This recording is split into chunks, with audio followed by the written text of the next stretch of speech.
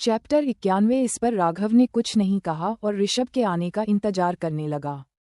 जल्द ही ऋषभ गिफ्ट लेकर वापस आ गया और सिया को देते हुए बोला, भाभी यह तो बस एक छोटा सा गिफ्ट है, प्लीज इस बार मैनेज कर लीजिएगा। उसने गिफ्ट सिया के हाथों में देते हुए कहा। सिया मना करने ही वाली थी, लेकिन राघव ने उसे उसके हाथ से ले लिया और उसे खोलते हुए ऋषभ को इशारा किया, जिसे देख ऋषभ ने भी अपनी आंखों से कुछ इशारा किया। गिफ्ट में ऋषभ ने ट्रैकिंग और मॉनिटरिंग डिवाइस का पूरा सेट दिया था, जिसे उन ज्वेलरी में इंस्टॉल किया गया था जो अभी तक मार्केट में आए भी नहीं थे। सिया को अंदर लगे डिवाइसेस के बारे में कुछ भी नहीं पता था। उसे तो बस वह ज्वेलरी दिखाई दी और जान गई कि ये ज्वेलरी काफ़ी महंगी है और बेशकीमती जेम्स से जड़ी हुई है। वाकई में ये गिफ्ट उसके लिए बहुत ज़्यादा महंगा था। ये देखकर उसने ऋषभ को गिफ्ट वापस करते हुए कहा, आई एम सॉरी लेकिन ये बहुत ज़्यादा कीमती है, मैं इसे नहीं ले सकती। ऋषभ ने उसका विरोध टालते हुए कहा, भाभी प्लीज़ फॉर्मल बिहेव मत कीजिए, ये आपकी सेफ्टी के लिए है, इसलिए कीमत मायने नहीं रखती। हालांकि सिया ने फिर से मना करने की कोशिश की, लेकिन राघव ने पहले ही उसके हाथ को पकड़कर इशारा किया और कहा, इस रखो, इस मुझे भी अच्छा महसूस होगा। सिया कुछ कहने ही वाली थी कि तभी उसने अपनी भौहें सिकोड़ ली, क्योंकि राघव ने उसे कहा, डोंट वरी, इन जेम्स की कीमत ज़्यादा नहीं है। और यह वाकई सच भी था, क्योंकि उसमें लगी जेम्स इतने महंगे नहीं थे जितने महंगी उसके अंदर वह डिवाइस थी जिन्हें ऋषभ ने तैयार किया था। इससे पहले कि सिया कुछ और कह पाती, अर्नव ने भी अपना गिफ्ट पेश कर दिया और कहा, भाभी आपको ये बहुत यूज़फुल लगेगा, मुझे उम्मीद है ये गिफ्ट आपको बहुत पसंद आएगा। उसने हाथ में कुछ पेपर्स थे जिनमें अर्नव ने सिया के नाम पर एक मॉडर्न टेक्नोलॉजी बाली लैब का ट्रांसफ़र एग्रीमेंट था। राघव ने उसे देखा और हल्के से मुस्कुराते हुए कमेंट करते हुए कहा, ये गिफ्ट तो पुराना हो गया है, जिसे सुन अर्नव थोड़ा निराश दिखा, लेकिन उसने राघव को इग्नोर करते हुए कहा, भाभी यह मुंबई की टॉप लैब में से एक है और इसके अंदर मॉडर्न टेक्नोलॉजी का यूज़ हुआ है। ये सुनकर सिया शॉक रह गई। उसके बाद रिधान आगे आया और उसने भी अपना गिफ्ट सिया को दिया, जिसे देखकर सिया की आंखें बड़ी हो गई। उसके कुछ बोलने से पहले ही रिधान ने कहा, यह कोई बैंक कार्ड नहीं है, मेरे पास इतने पैसे नहीं है, ये कंट्री की सभी बेस्ट यूनिवर्सिटीज़ और रिसर्च इंस्टीट्यूट का एक पास है, इससे आप कहीं पर भी एक्सेस ले सकते हैं। ये सुनकर सिया ने राहत की सांस ली। उसे लगा कि यह एक ऐसा गिफ्ट है जिसे वह स्वीकार कर सकती है, इस बात से अनजान कि ये गिफ्ट ऋषभ और अर्नव द्वारा दिए गए गिफ्ट से भी ज़्यादा महंगा गिफ्ट था। वह खुश हुई यह जानकर कि इस कार्ड के साथ वह कंट्री के किसी भी रिसर्च इंस्टीट्यूट सन में प्रवेश ले सकती थी। राघव ने इस बार कुछ नहीं कहा, वह बस सिया को प्यार भरी नज़रों से देखता रहा कि सिया ने खुशी खुशी रिधान के कार्ड को एक्सेप्ट कर लिया है। अब आखिरी बारी रुद्र की थी। जैसे ही रुद्र ने अपना गिफ्ट दिया, गिफ्ट देखकर सिया की आंखें लगभग बाहर निकलने को हुई। रुद्र ने एक सेल्फ डिफेंस वेपन दिया था। ये एक ऐसा वेपन था जो लेजर दाग सकता था, हाई इलेक्ट्रॉनिक वेव्स क्रिएट कर सकता था, जो कि एक बड़े से हाथी को गिराने के लिए भी पर्याप्त था। ये देखकर सिया इतनी डर गई थी कि वैसे छू भी नहीं पा रही थी। यह डिवाइस इतना गर्म लग रहा था कि इसे संभालना मुश्किल हो रहा था। उसकी झिझक देखकर रुद्र ने कहा, डोंट वरी, अगर पता चल गया तो कोई बात नहीं। सिया चुप हो गई। बात चिंता की नहीं थी, उसे इतना खतरनाक वेपन उसे करने में डर लग रहा था। लेजर हाई इलेक्ट्रॉनिक वेव्स, ऐसा लग रहा था जैसे यह कोई इमेजिनेशन हो। सिया की झिझक देखकर राघव ने खुद रुद्र से वह वेपन ले लिया और सिया को देते हुए कहा, इसी सेल्फ डिफेंस के लिए अपने पास रखो। सिया अभी भी शौक थी, अब उसे राघव के ऊपर पूरा भरोसा हो गया था कि शौर्य उसे छू भी नहीं सकता था।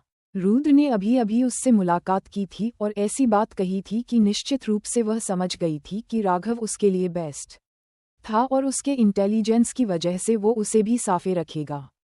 सिया नहीं है अभी सोचा कि अगर उसके पास ही गैजेट पहले होते तो क्या अब भी इतनी असुरक्षित कंडीशन में होती। सिया के लिए जिन्ना टाइम लगभग ब्लर जैसा रहा, क्योंकि वो पूरे समय सोच में डूबी रही।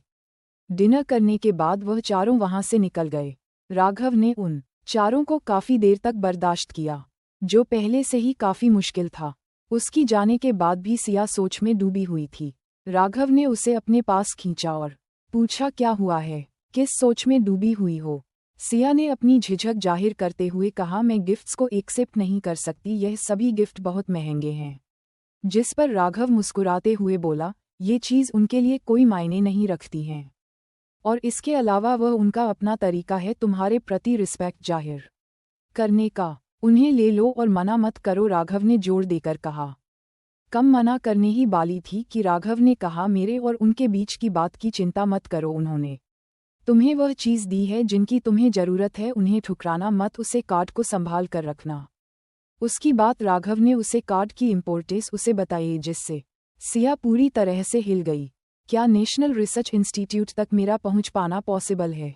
वो सोचने लगी, आखिर राघव के दोस्त असल में कौन है। अब तुम्हें शौर्य की टेंशन लेने की कोई ज़रूरत नहीं है, रात अपनी सिया के गाल पर किस करते हुए कहा।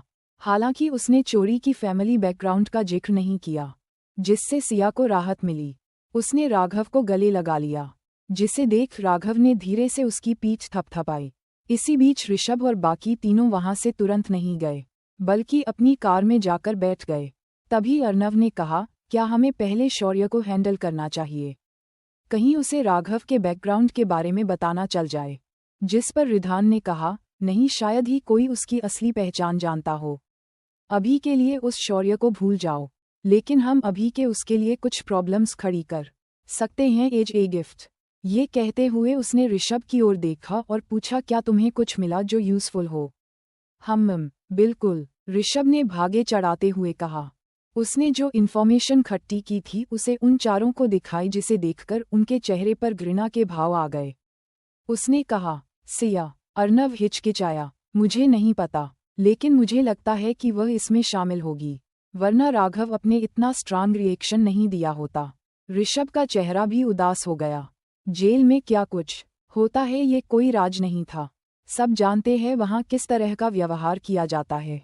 इन्वेस्टिगेशन के दौरान उसे सिया के हॉस्पिटल रिकॉर्ड्स मिले थे, और उसकी मेडिकल रिपोर्ट देखकर वह खुद भी बहुत नाराज हुआ था। शौर्य पर राघव की तो बहुत बाद की बात है।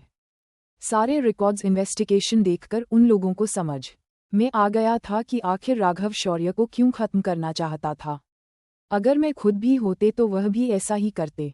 सबसे बुरी बात है कि उसके खिलाफ कोई स्ट्रांग सबूत नहीं है। अगर ये लिखे हो भी जाए तो इस ज़्यादा सजा नहीं मिलेगी, ज़्यादा से ज़्यादा उसे उसकी जेल वार्डन की नौकरी से हाथ धोना पड़ेगा।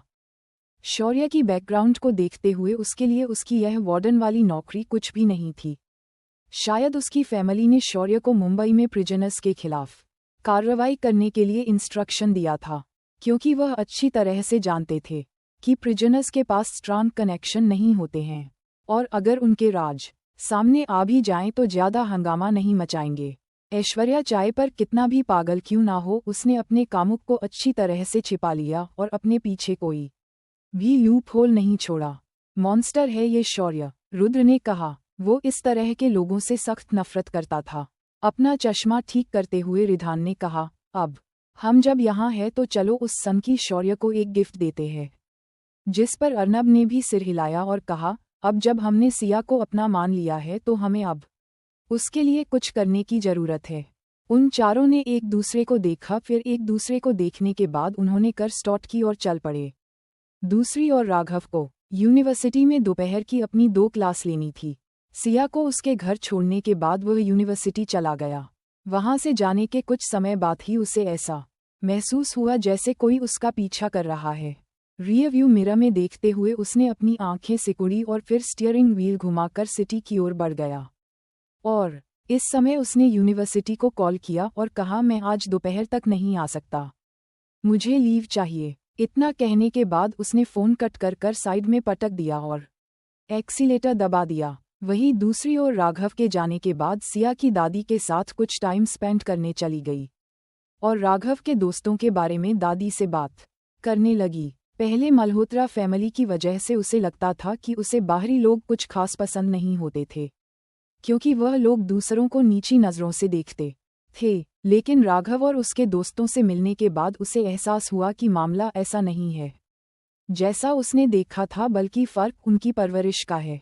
कुछ लोग स्वाभाविक रूप से घमंडी होते हैं, जो दूसरों को नीचा दिखाने की कोशिश करते हैं, जबकि कुछ लोग दूसरों की प्रति रिस्पेक्ट को समझते हैं और दूसरों का रिस्पेक्ट करते हैं। उसने अपनी दादी को बताया कि राघव कुछ ही दिनों में अपनी सारी क्लासेस कंप्लीट कर लेगा और फिर उसने कहा कि हम साथ में घूमने चलेंगे। दादी, हम बीच पर चलें तो कैसा रहेगा? दादी अपने पूरे लाइफ में कभी मुंबई से बाहर नहीं गई थी। सिया की बात सुनकर उन्होंने हंसते हुए हाँ कह दिया, लेकिन उस दर्द का जिक्र नहीं किया जो उन्हें अब हर दिन सहना पड़ता था, जिससे सिया के चेहरे पर स्माइल देखने के लिए वह बार बार नज़रअंदाज कर रही थी। कुछ देर बात करने के बाद दादी हिचकिचाई और फिर बोली, सिया, मैं उससे मिलना चाहती हूँ। वह दोनों ही जानते थे कि दादी किसके बारे में बात कर रही है। सिया ने दादी की इच्छा समझ ली और सिर हिला दिया और कहा, ठीक है, मैं उनसे कांटेक्ट करूंगी। वह समझती थी आखिरकार वह लिली की अपनी बेटी थी, उनका अपना खून, और लिली उसे एक आखिरी बार देखना चाहती थी। यह अजीब था कि कीर्ति और मोहन ने आखिरी मुलाकात रेस्टोरेंट में होने के बाद कभी सिया से कांटेक्ट नहीं किया था। सिया भी हैरान थी। दरअसल मोहन और कीर्ति ने उसे ढूंढने की काफ़ी कोशिश की थी, लेकिन उन्हें ये पता नहीं था कि वह कहाँ है। सिया ने अब से उसकी दादी का ध्यान रखना को कहा और फिर वह टैक्सी लेकर उसे जगह चली गई जहां मोहन और कीर्ति रहते थे। हालांकि वहां जाने के बाद उसे पता चला वह दोनों अब वहां नहीं रहते। उसे नहीं पता था कि उसे इंटरव्यू के बाद न केवल मल्होत्रा परिवार ने टीचर्स के निशाने पर आ गया था, बल्कि मोहन और कीर्ति भी निशाने पर आ गए थे। अब क्या होगा आगे जानने के लिए सुनते रहिए मेरी कहानी का अगला एपिसोड और कमेंट करके बताइए मेरी स्टोरी आप लोगों को कैसी लगी। लाइक कीजिए, शेयर कीजिए, कमेंट कीजिए और सब्सक्राइब करना ना भूलिए।